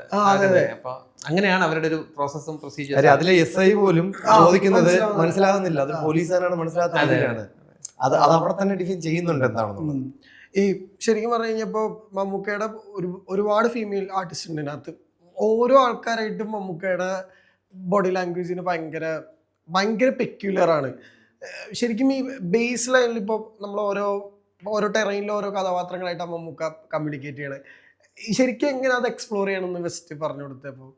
അല്ല, മമ്മൂക്കയോട് ഈ നമ്മൾ സംസാരിക്കുമ്പോൾ ഓരോ ക്യാരക്ടേഴ്സിന് ഓരോ ഭൂമികയിൽ നിന്ന് വരുന്ന ആർട്ടിസ്റ്റുകളാണ്. അപ്പോൾ അത് മമ്മൂക്കയ്ക്ക് കൃത്യമായി പറഞ്ഞിട്ടുണ്ടായിരുന്നു. എല്ലാരും ഭൂമിയിൽ തന്നെ അല്ല അല്ല മീൻസ് തമിഴ്നാട് തമിഴ്നാട് അല്ല, ഭൂമിയും ഭൂമികയും തമ്മിലുള്ള വ്യത്യാസം മനസ്സിലാക്കാൻ നമ്മുടെ ഡയറക്ടറിനെ ഞാൻ കളങ്കാരോടൊപ്പം ഞാൻ വിചാരിച്ചു നിങ്ങൾ ഭയങ്കര സീരിയസ് ഫിലിം മേക്കേഴ്സ് ആണ്. ഞാൻ കൊറേ വിചാരിച്ചു നിങ്ങൾ ഭയങ്കര സീരിയസ് ഫിലിം മേക്കേഴ്സ് ആണ്. അല്ല ആണ് പക്ഷെ നമ്മള് ഇതുപോലെ തെറ്റുകുറ്റങ്ങൾ കണ്ടാൽ ചൂണ്ടിക്കാണിക്കും. ഞാനും ജിതിനും ഒരുമിച്ച് പഠിച്ചാണ് ബിടെക്. അപ്പൊ അങ്ങനെ അപ്പൊ തൊട്ടേ ഇങ്ങനെ പരസ്പരം അങ്ങോട്ടും ഇങ്ങോട്ടുള്ള. എങ്ങനെ കോളേജ് ലൈഫ് എങ്ങനെയായിരുന്നു? കോളേജ് ലൈഫ് ഇതുപോലെ തന്നെ ആയിരുന്നു ഏകദേശം. ഏറ്റുവാങ്ങാനായിരുന്നു വിധി കോളേജ് ലൈഫിലും ഇതുപോലായിരുന്നു. ജിൻചേട്ടൻ ഇപ്പൊ ബാങ്ക് മാനേജർ ആവാൻ ഞാൻ പിന്നെ കോളേജ് കഴിഞ്ഞപ്പോൾ തൊട്ട് സിനിമ അസിസ്റ്റന്റ് ഡയറക്ടറും മറ്റേ ഉദയഭാനു പറഞ്ഞില്ലേ സിനിമയാണ് എന്റെ പ്രണയം, അങ്ങനെ ഇറങ്ങി തിരിച്ചാണ് ആ പ്രണയത്തിൽ വീട് പോയി. ബാങ്കായിരുന്നു ആദ്യത്തെ? അല്ല അങ്ങനെയല്ല, ആദ്യത്തെ പ്രണയം സക്സസ് ആയില്ല. LIC അത് ഭയങ്കര പ്രശ്നമായി. ജോലി ഉണ്ടെങ്കിലേ പറ്റുള്ളൂ എന്ന് പറഞ്ഞു. അങ്ങനെ ബാങ്കിൽ കയറിയപ്പോ LIC ഓഫീസർ വേറെ. ഇതൊക്കെ സത്യം. LICയിലാണ് ഞാൻ ആദ്യം വർക്ക് ചെയ്തത്. ഓ അങ്ങനെ ഒറ്റ പ്രണയം ഉണ്ടായിരുന്നല്ലോ, അതാണ് ഇപ്പൊ ഭാര്യ വെട്ടിയിരിക്കുന്നത്. ഇത് പ്രശ്നമില്ല, പറ്റിയത് വെട്ടികളാണ്. ഇന്ന് ജിമിൻ ചേട്ടന് ഒരുപാട് പ്രണയങ്ങളുള്ള വിഷയമല്ല. ഇപ്പോഴും ഇതാണല്ലോ ഇതൊക്കെയാണ് സിനിമ ഇല്ലെങ്കിലും ഒരു കാര്യമില്ലാതെ ഇടയ്ക്കിടയ്ക്ക് എറണാകുളത്ത് വന്ന് സ്റ്റേ ചെയ്യാറുണ്ട് അദ്ദേഹം. അതെന്തിനാണെന്ന് അന്വേഷിച്ചാൽ അറിയാൻ പറ്റും. ഷൂട്ട് അല്ലെങ്കിൽ അല്ലല്ല ചാൻസ് വെക്കേണ്ട കാര്യമൊന്നുമില്ല, അത് ഫോൺ വിളിച്ച് ചോദിച്ചാൽ മതി. അതൊക്കെ ഒരു പെരിഫറൽ ഓറ. അതായത് അദ്ദേഹം എന്താണോ മറ്റുള്ളവരോട് പറയുന്നത് അതിനാണ് കാണിക്കാൻ ആഗ്രഹിക്കുന്നത്. അതായത് ചാൻസ് ചോദിക്കാനാണ് ഇവിടെ വരുന്നത് എന്ന് പറയുന്നു. അതൊരു പെരിഫറൽ ഓറയാണ്. സംഭവിക്കുന്നത്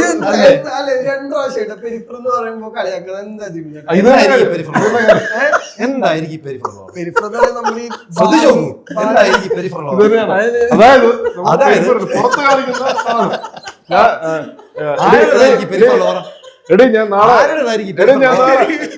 നാളെ എറണാകുളത്ത് പോകണം. എന്തോ അല്ല അത്യാവശ്യമായിട്ട് മറ്റേ ബിനിസാറിന്റെ സിനിമയുടെ ഷൂട്ട് ഉണ്ട്. അപ്പൊ പുള്ളിക്കാരിക്ക് ബിനിസാർ ആരാ എന്താ ഓക്കെ എന്ന് പറയും. അവിടെ ഒരു ബിനിസാറും കാണൂല, ഷൂട്ടും ഒന്നും കാണൂല. പിന്നെ എന്തിനായിരിക്കും വന്നത്? അതാണ് പെരിഫറൽ. അതാണ് ചിന്തിച്ചേട്ടൻ. ഈ പെരിഫറൽ വാക്ക് ശരിക്കും എങ്ങനെയാ? അത് നമ്മളൊക്കെ പെരിഫറലും ഇന്റേണലും ഒരു സാധനം, അതല്ലാത്ത ചിലരുണ്ട്. അവരെ ഡിഫൈൻ ചെയ്യാൻ വേണ്ടിയിട്ടുള്ള ടൈമാണ്. കമ്മിങ് ബാക്ക് ടു ഭൂമിക. അതെ, അപ്പൊ അതായത് കായുള്ളത് ഭൂമിക, കായില്ലാത്ത ഭൂമി. അതെ അതെ. അപ്പോ ഇതുപോലെ ഓരോ ക്യാരക്ടേഴ്സും ഓരോ സ്ഥലങ്ങളിൽ നിന്നാണ് നമ്മൾ സെലക്ട് ചെയ്ത് പെക്യൂലിയർ ആയിട്ട് അവർക്ക് ഡിസൈൻ ചെയ്തിട്ടുണ്ട് ആ ക്യാരക്ടേഴ്സ്. അതും മമ്മൂക്ക് മനസ്സിലാക്കിയപ്പോൾ മമ്മൂക്ക് അവരോട് എങ്ങനെയാണ് ഇടപഴകേണ്ടതെന്നുള്ളത് അദ്ദേഹത്തിന് കൃത്യമായ ഇൻപുട്സ് കൊടുത്തിട്ടുണ്ടായിരുന്നു. അപ്പോൾ ആ രീതിക്ക് തന്നെയാണ് അദ്ദേഹം ത്രൂ ഔട്ട് അവരോട് ഇടപഴകി സംസാരിച്ച് നമുക്ക് ത്രൂ ഔട്ട് ആ പ്രോസസ്സിൽ നടന്നു പോയത്.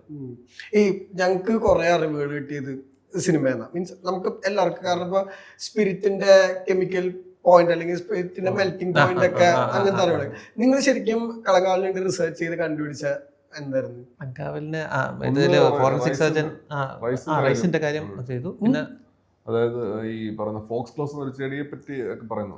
അതിനെ പറ്റിയൊക്കെ എനിക്ക് അറിയായിരുന്നു.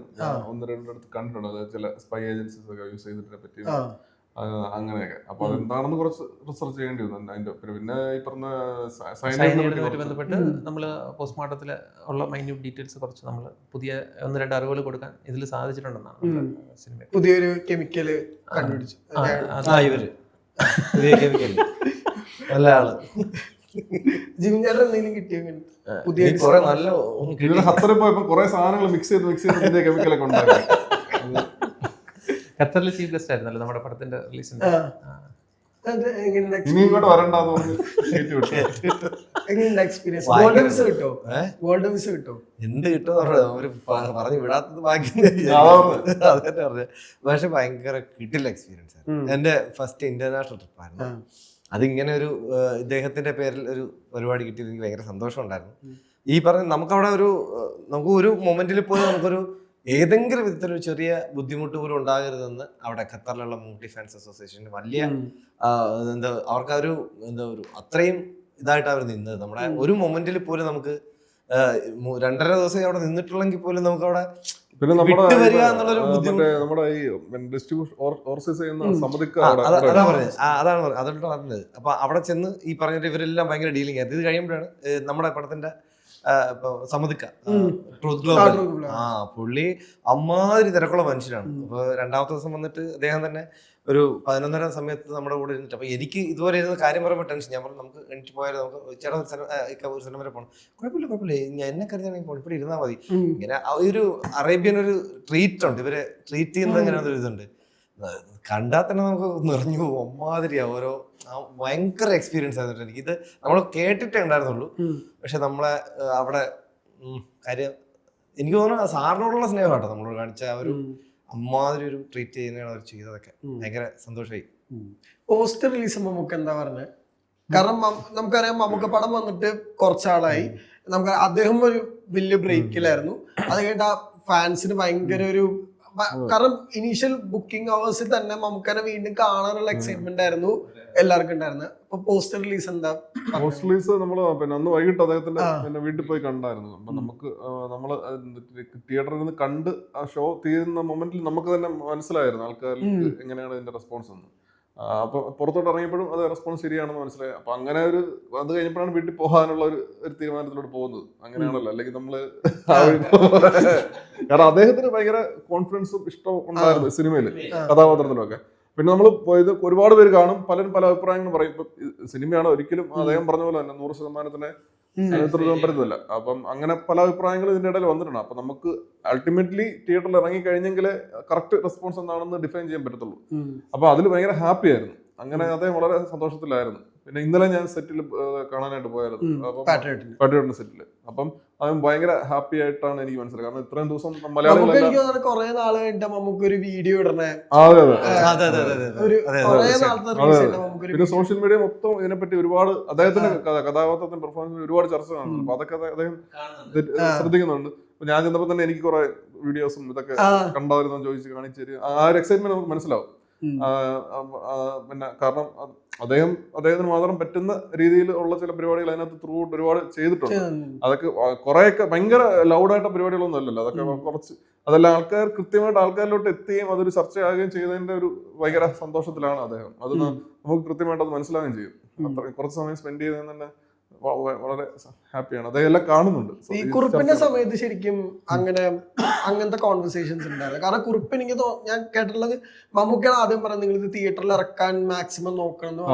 ഇല്ല ഞാൻ അത് ശ്രീനാഥേട്ടനും അവരൊക്കെ ആയിട്ടുള്ള നമ്മളൊരു റൈറ്റർ മാത്രമാണ്. അപ്പൊ നമ്മൾ അതിനകത്ത് അങ്ങനെ ഇൻവോൾവ് അല്ല. നമ്മളിങ്ങനെ അവരൊക്കെ പറഞ്ഞിങ്ങനെ കാര്യങ്ങൾ അറിയുന്നു എന്നല്ലാതെ അങ്ങനെ ഇല്ല. ഞാൻ അല്ലാതെ മാമാങ്കം സിനിമയില് സജീവ് പിള്ളയുടെ സമയത്ത് അസിസ്റ്റന്റ് ഡയറക്ടറായിട്ട് വർക്ക് ചെയ്തു. അന്ന് ആണ് മമ്മൂക്കായിട്ട് ആദ്യം മീറ്റ് ചെയ്യുന്നതും ഒരുമിച്ച് വർക്ക് ചെയ്യുകയൊക്കെ ചെയ്യുന്നത്. അത് കഴിഞ്ഞിട്ട് പിന്നെ ഇപ്പൊ ഈ സിനിമയായിട്ട് ബന്ധപ്പെട്ടിട്ടുള്ളത്. ശരിക്കും ഇതിന്റെ ഇന്റർവെൽ ബ്ലോക്കില് ഒരു അതായത് ഏറ്റവും ഹൈ മൂവ്മെന്റ് ഉണ്ടാക്കുന്ന ഇന്റർവെൽ ബ്ലോക്കിലാണ് മമ്മൂക്ക വന്നിട്ട് പറയുന്നത് മമ്മൂക്കയുടെ പേര് ഇതാണ്, മമ്മൂക്ക കൈ കൊടുക്കുന്നു. ശരിക്കും അത് ഭയങ്കര ഡയറിങ് അറ്റംപ്റ്റ് ആണല്ലോ. കാരണം ഒരു സ്ഥലത്ത് ഭയങ്കര പീക്ക് വില്ലനിസം നിൽക്കുമ്പോൾ നിങ്ങൾ വേറെ സൈഡിലേക്ക് ഭയങ്കര ഷിഫ്റ്റ് ചെയ്യുക. അതിന്റെ കോൺഫിഡൻസ് എന്തായിരുന്നു? അത് ഈ സിനിമ ഉണ്ടാകാനുള്ള കാരണം തന്നെ ആ ഒരു മൊമെന്റ് കിട്ടിയിടത്താണ്.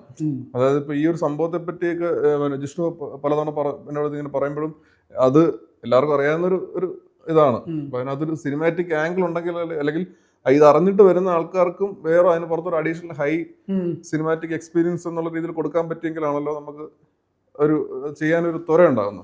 അപ്പൊ അങ്ങനെ ഇത് എന്താണെന്നൊരു സാധനം കിട്ടാതെ ഇങ്ങനെ കൺഫ്യൂസ്ഡ് ആയിട്ട് നിൽക്കുമായിരുന്നു. പിന്നെ ഒരു തവണ നമ്മുടെ ഇവിടെ ഗോകുലത്തിലുള്ള മറ്റേ എക്സിക്യൂട്ടീവ് പ്രൊഡ്യൂസർ ഉണ്ട് കൃഷ്ണമൂർത്തി, പുള്ളിയായിട്ടുള്ള ഒരു സംസാരത്തിലാണ് പുള്ളി ഇങ്ങനെ ഒരു സജഷൻ പറയുന്നത്.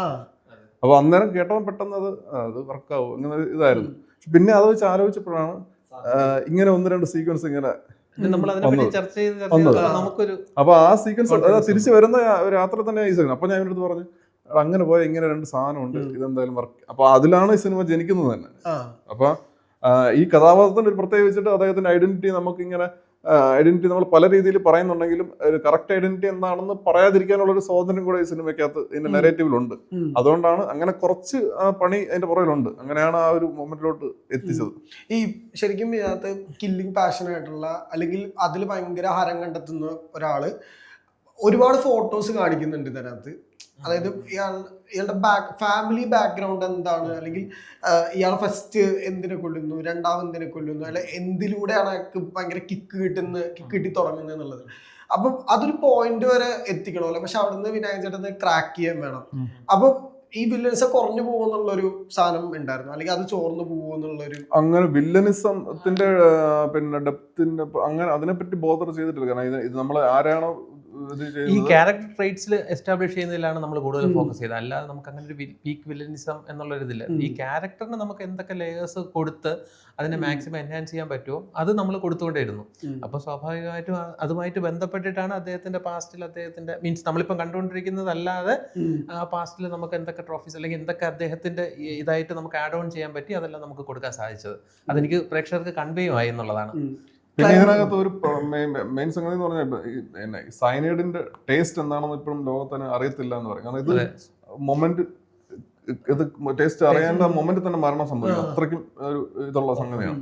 അപ്പൊ ഇതിനകത്ത് ഒരു വ്യക്തി മരിക്കുന്ന മൊമെന്റ് വരെയും അയാൾ ഭയങ്കര സന്തോഷത്തിന്റെ എക്സ്ട്രീം ഒരു ഹാപ്പിനെസിന്റെ അത്ര പീക്ക് അത്രയും ജെന്റിലായിട്ട് ആ ആൾക്കാരെ ട്രീറ്റ് ചെയ്ത് കൊണ്ടുപോയിട്ട് മൊമെന്റിൽ മരണം സമ്മാനിക്കുന്ന ഒരു വ്യക്തിയാണ് അയാൾ. അങ്ങനെ അല്ലാതെ ഭയങ്കര വില്ലനിസം പരിപാടി ചെയ്ത് ആൾക്കാരെ ഉപദ്രവിച്ച് അങ്ങനത്തെ ആളല്ല. അതപ്പോ നമ്മുടെ ബേസ് സോഴ്സ് എന്ന് പറയുന്നത് ഇത്രയും ജെന്റിലായിട്ട് ആൾക്കാരെ കൊണ്ടുപോയി കെയർ ചെയ്ത് കൊണ്ടുപോയിട്ട് അവർക്ക് ആ സന്തോഷത്തിന്റെ പരമമായ ഒരു ഉച്ചസ്ഥായിൽ മരണം കൊടുക്കുന്ന ഒരാളാണ്. അപ്പൊ അതിനകത്ത് അങ്ങനത്തെ ഒരു അദ്ദേഹത്തിന്റെ പുറത്ത് മറ്റുള്ളവരുള്ള പെരുമാറ്റത്തിലോ രീതികളിലോ അങ്ങനെ ഒരു വില്ലത്തരമുള്ള ഭീകരനായ വില്ലനോ കൊടും വില്ലനോ അല്ല. മരണപ്പെടുന്ന വരെയും ആ വ്യക്തികളെ സംബന്ധിച്ചിടത്തോളം അവര് കണ്ടിട്ടുള്ള ഏറ്റവും മികച്ച ഒരു പുരുഷനാണ് ഇദ്ദേഹം എന്നുള്ളതാണ്. ഐഡിയൽ മാൻ. അതെ അതെ അതെ. ഈ അവർക്ക് ആ വിശ്വാസം ഉള്ളതുകൊണ്ട് തന്നെയാണ്. അപ്പൊ അതിന്റെ പുറത്താണ് ഈ ഫിക്ഷൻ ഉണ്ടാക്കിയിരിക്കുന്നത്. അപ്പൊ നമ്മൾ ഈ പറയുന്ന ഇപ്പൊ ഇതൊരു ഭയങ്കര വില്ലനാണ് ഇതാണെന്ന് ചർച്ചകൾ വന്നതാണ്. അതിനപ്പുറം നമ്മൾ അങ്ങനെ ഷെയ്ഡ് കൊടുക്കാൻ ഒരിക്കലും ഈ ക്യാരക്ടർ നമ്മൾ ശ്രമിച്ചിട്ടില്ല. അപ്പൊ ആ ഒരു ഉദ്ദേശത്തോടെ അല്ല ഈ സിനിമ സമീപിച്ചത്. ഈ ശരിക്കും ഭയങ്കര പേഴ്സണൽ ആയിട്ട് എനിക്ക് ഫീൽ ചെയ്ത മൂവ്മെന്റ്, അതായത് ഒരു ഫോട്ടോ കൊടുക്കുമ്പോഴാണ് നമുക്ക് ആദ്യമായിട്ട് നമുക്ക് പതറിപ്പോയി എന്നുള്ളൊരു മൂവ്മെന്റിലേക്ക് എത്ര അവിടെ ബോഡി ലാംഗ്വേജ് അടക്കം ഭയങ്കര വ്യത്യാസം വരുന്നുണ്ട്. അയാൾ ടെൻഷൻ ആവുന്നുണ്ട്. ഇതെല്ലാം ചീട്ടോട്ടാൻ പോലെ വീഴുമെന്നൊക്കെ തോന്നുന്നു. ശരിക്കും ആ മൂവ്മെന്റ് എങ്ങനെ നിങ്ങൾ ഡിഫൈൻ ചെയ്യുന്നത്? അത് പിന്നെ അതുവരെയും ഒരുപാട് സമയങ്ങളിൽ അദ്ദേഹം പിന്നെ ഒരു ട്രാപ്പിലോട്ട് പെട്ടേക്കാൻ തോന്നുന്ന ഒരുപാട് മൊമെന്റ്സ് ഉണ്ടായിരുന്നു. പക്ഷെ എങ്ങനെയോ ഇയാളെ വേട്ടയാടുന്ന ആൾക്കാരുടെ കൂട്ടത്തിൽ തന്നെ പിന്നെ ഇയാൾക്ക് അതിനെ ഡിഫെൻഡ് ചെയ്യാൻ പറ്റുന്ന സ്പേസ് ഉണ്ടായിരുന്നു. അപ്പൊ അതിനെയൊക്കെ മറികടന്ന് വേറെ എന്തോ ഒരു സാധനം തന്റെ അടുത്തോട്ട് എത്തിയെന്ന് അയാൾ ആദ്യമായിട്ട് തിരിച്ചറിയുന്ന മൊമെന്റ് ആണത്. അപ്പൊ ആദ്യമായിട്ട് ഒരു പരാജയത്തിന്റെ സൂചനകൾ അയാളിലോട്ട് എത്തുന്ന ഒരു മൊമെന്റ് ആണ്. അപ്പൊ അത്രയും നാളത്തെ അയാളുടെ ജീവിതത്തിൽ അങ്ങനെ ഒരു മൊമെന്റ് ഉണ്ടാകുന്നതിന് മുമ്പ് തന്നെ അയാൾക്ക് ടാക്കിൾ ചെയ്യാൻ പറ്റുന്നുണ്ടായിരുന്നു. അപ്പൊ അത് ഷേക്ക് ആവുന്ന മൊമെന്റ് ആണ്. അപ്പൊ അത് അത്രേ പറഞ്ഞുള്ളൂ. അപ്പൊ അദ്ദേഹം സൂചിപ്പിച്ചു. ഈ ദാഹതായിട്ടുള്ള കമ്പാരിസണുകൾ ഒരുപാട് വരുന്നുണ്ട്. ബിക്കോസ് അത് ബേസ്ഡ് ഓൺ ഒരു സർട്ടൻ പേഴ്സൺ ആണ്. ഭയങ്കര ഡീറ്റെയിലിംഗ് ഉള്ള ഒരു കാര്യമാണ്. അത് വായിച്ചിരുന്നു ശരിക്കും കമ്പാരിസണുകൾ ഇപ്പം വരുന്നതെല്ലാം വായിക്കുന്നുണ്ട്. പിന്നെ ദാഹത് എന്ന് പറയുന്ന സീരീസ് ഇറങ്ങുന്നതിനും വളരെ മുമ്പ് തന്നെ നമ്മുടെ ഈ പ്രൊജക്ട് ഓൺ ആയത് 2021 നടക്കേണ്ട 22 പറഞ്ഞായിരുന്നു. പിന്നെ 2 വർഷം കഴിഞ്ഞിട്ട് ചെയ്യാം എന്നുള്ള അങ്ങനെ സിംഗിൾ ജോണറിലുള്ള വേറെ സിനിമകൾ ചെയ്യുന്നുണ്ടായിരുന്നു. അപ്പൊ അതില് കമ്മിറ്റ് ചെയ്ത ഓൾട്ടർനേറ്റ് എന്നുള്ള രീതിയിൽ മാറി മാറി ചെയ്യാന്നുള്ള ധാരണയിലാണ്. അപ്പൊ ആ കമ്മിറ്റ് ചെയ്ത പടം കഴിഞ്ഞ് 2 പടം കഴിഞ്ഞിട്ട് ചെയ്യാം എന്നുള്ള ഇതിലാണ്. പിന്നെ ഈ പറഞ്ഞ പോലെ ദാഹദും അതുപോലെ ഇപ്പം വേറെ ഇപ്പൊ സീസൺ ഒരു വന്നിട്ടുണ്ട്. Z5 ലും അപ്പം അപ്പം നമ്മുടെ ആദ്യമേ സിനിമ ചെയ്യാനുള്ള പിന്നെ ആദ്യം തുടക്കത്തിൽ തന്നെ ഇങ്ങനെ ഒരു കഥ പൂർണ്ണമായിട്ട് അറിഞ്ഞു വരുന്ന ഒരാളെ പോലും എങ്ങനെയെങ്കിലും എന്നൊരു ഇന്റൻഷൻ ഉണ്ടായിരുന്നു. അപ്പൊ അതുകൊണ്ട് തന്നെ ഇതൊരു ഫിക്ഷൻ പരിപാടിയാണ് ഉദ്ദേശിച്ചത്. അപ്പൊ അങ്ങനെ ആയതുകൊണ്ട് അതിൽ ഭയങ്കര അങ്ങനെ കോൺഷ്യസ് ആയിരുന്നില്ല. ദാഹദ് ഇറങ്ങി അത് കഴിഞ്ഞ് കാണുകയും ചെയ്തു. അപ്പൊ അതിന് മുന്നേ എഴുതുന്നതാണ് നമ്മുടെ സ്ക്രീൻ. അപ്പൊ അത് പിന്നെ ലോകത്തെമ്പാടും പിന്നെ റിയൽ ലൈഫ് ആൾക്കാരെ വെച്ച് ഒന്നിൽ കൂടുതൽ സിനിമകൾ വരാറുണ്ട്. അപ്പൊ അതിനകത്ത് സാമ്യതകൾ ഉണ്ടാവും. അത് സ്വാഭാവികം, നമുക്കൊന്നും ചെയ്യാൻ പറ്റുന്ന കാര്യമില്ല. നമ്മൾ ഈ ആ ഒരു പർട്ടിക്കുലർ റിയൽ ഇൻസിഡന്റ് അല്ലാതെയും നമ്മൾ ഒന്നിലധികം ഇൻസിഡൻസ് എടുത്തിട്ടുണ്ട്. ക്യാരക്ടർ ഡിസൈൻ ചെയ്യുന്നില്ല, 2 ക്യാരക്ടർ ഡിസൈൻ ചെയ്യുന്നില്ല. അപ്പൊ സ്വാഭാവികമായിട്ടും നമുക്ക് അതിൽ നിന്നൊരു ഇൻസ്പിറേഷൻ ഉണ്ടായിട്ടുണ്ട് എന്നുള്ളത് ശരിയാണ്. പക്ഷെ ബാക്കി നമ്മൾ ത്രൂ ഔട്ട് പ്രൊസീജിയർ എല്ലാം ഫിക്ഷണലൈസ്ഡ് വെർഷനാണ് നമ്മൾ ട്രീറ്റ്മെന്റ് നടത്തിയിരിക്കുന്നത്. ലാസ്റ്റ് ഷോട്ട് ഒരു വലിയ ക്വസ്റ്റ്യൻ മാർക്കാണ്. ബാക്കി എങ്ങനെയാ സീക്വലും കാര്യങ്ങളൊക്കെ അതിനെപ്പറ്റി എടുത്തിട്ടില്ല, ചർച്ചയൊന്നും ചെയ്തിട്ടില്ല. ആൾക്കാരെ എക്സൈറ്റ് ചെയ്യാൻ പറ്റുന്ന ഒരു പരിപാടി കൊടുക്കാൻ പറ്റുന്നതെന്ന് മാത്രമേ നമ്മൾ നോക്കിയിരുന്നുള്ളൂ. അത് നമുക്ക് കൊടുക്കാൻ സാധിച്ചു എന്നുള്ളതാണ് ഇപ്പോഴും അഭിപ്രായങ്ങൾ അറിയുന്നത്. സംഭവിച്ചേക്കാം, സംഭവിക്കാതിരിക്കാം. അടുത്ത സിനിമയുടെ പരിപാടികൾ തുടങ്ങി. അടുത്തത് ഇങ്ങനെ ഈ ഒരു ഗ്യാപ്പിൽ ഞാൻ ഇങ്ങനെ പിച്ച് ചെയ്തിട്ടുണ്ട്. അത് കുറച്ച് മുന്നോട്ട് പോയിട്ടുണ്ട്. എപ്പോഴത്തേക്ക് സംഭവിക്കും എന്നുള്ളതിന് എക്സാക്ട് തീരുമാനമായിട്ടില്ല. എന്താണ് ഏതാണെന്നൊക്കെയുള്ള വഴി അറിയാം. ജോണർ ഏതപ്പോ? അത് ഇച്ചിരി ആക്ഷൻ പറയും.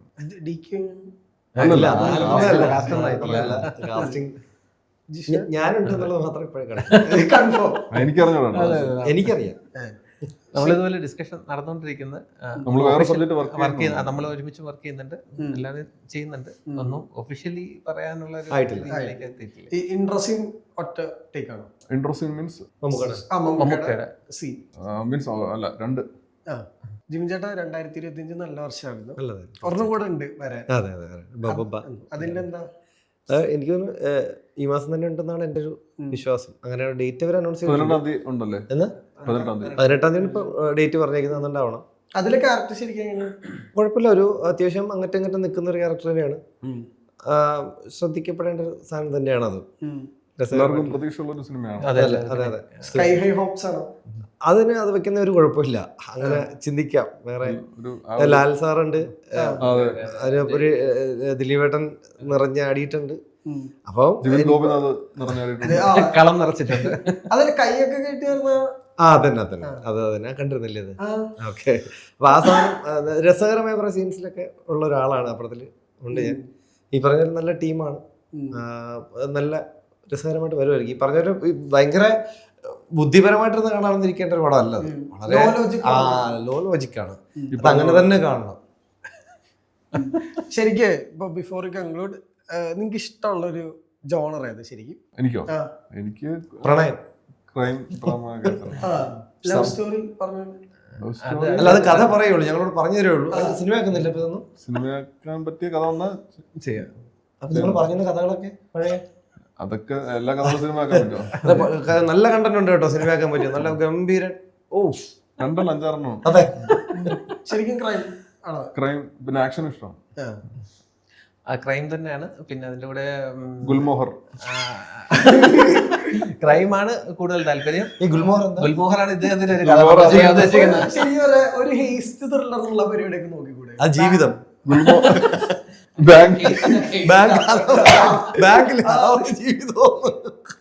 ഒരു ബാങ്ക് ലോക്കറിൽ സൂക്ഷിച്ച് വെച്ചിരിക്കുന്ന ഒരു ഗുൽമോഹർ പൂ മോഷ്ടിക്കാൻ നടക്കുന്ന കഥ. ഒരു ലോലനായ കള്ളൻ. ബാങ്കിൽ ഫാൻസ് ഒക്കെ ഉണ്ടോ? ഇഷ്ടം പോലെ ഉണ്ട്. ഇന്ന് രാവിലെ കണ്ടല്ലോ. അന്ന് രാവിലെ 2 കൂടെ വർക്ക് ചെയ്യുന്ന കൊളീഗ്സിനാണ് അവർക്ക് ഫാൻസ് എന്ന് പറയുന്നത്. അല്ല, ക്രൈം ജോണർ താല്പര്യമുള്ളതാണ്. പിന്നെ ആക്ഷൻ മാസ് പരിപാടി ഒരു താല്പര്യമുള്ള മേഖലയാണ്. ചെയ്ത് ഇങ്ങനെ വെച്ചിട്ടുണ്ട്. ഒരു പരിപാടി നമ്മൾ വർക്ക് ചെയ്യുന്നത് അത് തന്നെയാണ്. പിന്നെ റൊമാൻസും സ്വാഭാവികമായിട്ടും ചെയ്യാൻ, കാരണം ഇത് രണ്ടും നമ്മള് അതല്ലാതെ ഒരു പുതുമ കൊടുക്കാൻ അങ്ങനെ ഒരെണ്ണം ചെയ്ത് വെച്ചിട്ടുണ്ട്. എനിക്ക് ഇവരെന്ത് ചെയ്താലും അതിനകത്ത് കയറി എന്തും ചെയ്യാൻ എനിക്ക് ഇഷ്ടമാണ്. അല്ല, പ്രത്യേകിച്ച് ഒരു ജോണർ ഒന്നുമില്ല. എവിടെ ഏത് പടമായാലും എനിക്കൊരു നല്ല ക്യാരക്ടർ കിട്ടുക എന്നുള്ളത് മാത്രമേ ഉള്ളൂ. അത് ചെയ്യാൻ പറ്റുന്ന മാക്സിമം ചെയ്യുക എന്നുള്ളത് അത്രേ ഉള്ളൂ. പ്രത്യേകിച്ച് ഒരിടത്ത് പിടിക്കില്ല. അപ്പോൾ കളങ്കാവൽ തിയേറ്ററിൽ ഭയങ്കര വലിയ സക്സസ് ആണ്. ഒരുപാട് ആൾക്കാർ കണ്ടുകൊണ്ടിരിക്കുന്നു. ഇനിയും ഒരുപാട് പേര് കാണട്ടെ. അപ്പോൾ നിങ്ങൾക്ക് എല്ലാവിധ വിജയാശംസകളും നേരുന്നു. നിങ്ങൾ എത്ര വൈബാണെന്ന് ഞാൻ വിചാരിച്ചിട്ടുണ്ട്. ഭയങ്കര സീരിയസ് ഫിലിം മേക്ക് സമയം വിചാരിച്ചു. പക്ഷെ ഭയങ്കര വൈബുണ്ട്. അപ്പോൾ thank you for the timing and all the best. Thank you.